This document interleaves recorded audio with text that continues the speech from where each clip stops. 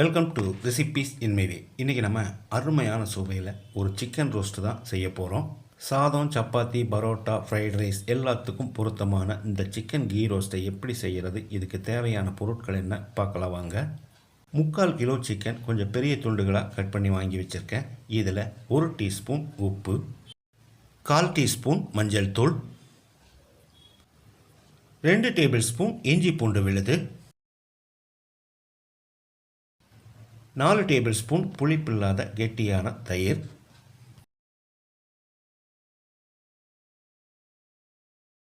இது எல்லாத்தையும் நல்லா கலந்துடலாம்.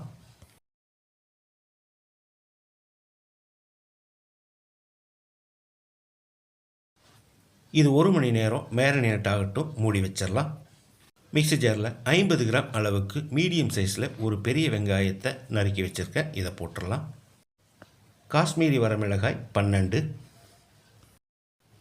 ஒரு சின்ன நெல்லிக்காய் அளவு புளி, 1 டீஸ்பூன் மிளகு, 3 டேபிள் ஸ்பூன் மல்லி,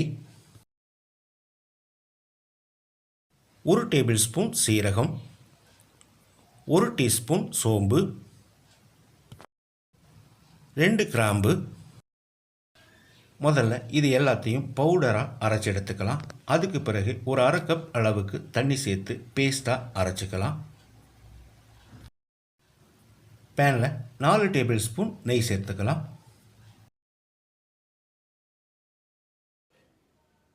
ஒரு குத்து கறிவேப்பிலை. இதோட நம்ம அரைச்ச பேஸ்ட்டை ஊற்றிடலாம்.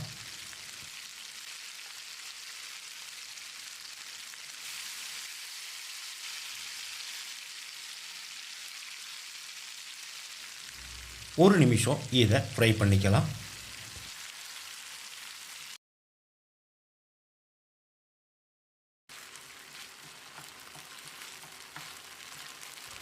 இப்போ இதில் 2 டேபிள் ஸ்பூன் அளவுக்கு முந்திரியை சேர்த்து ஃப்ரை பண்ணிக்கலாம்.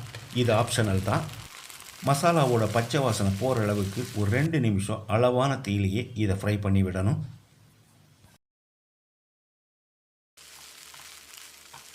இந்த அளவுக்கு ஃப்ரை ஆன பிறகு நம்ம மேரினேட் பண்ணி வச்சுருந்த சிக்கனை சேர்த்துடலாம்.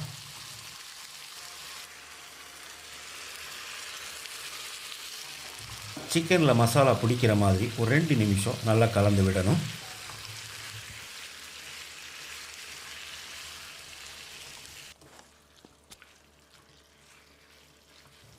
இப்போ தண்ணி சேர்க்க வேண்டாம். குறைஞ்ச தீயில் ஒரு 10 நிமிஷம் வேகட்டும், மூடி வச்சிடலாம். இடையில அடிக்கடி கலந்து விடணும். 10 நிமிஷம் மூடி வச்சு வேக விட்டுருந்தோம். சிக்கன்லேருந்தே தண்ணி விட்டுருக்கு. இப்போ இதுக்கு தேவையான அளவு உப்பு சேர்த்துக்கலாம்.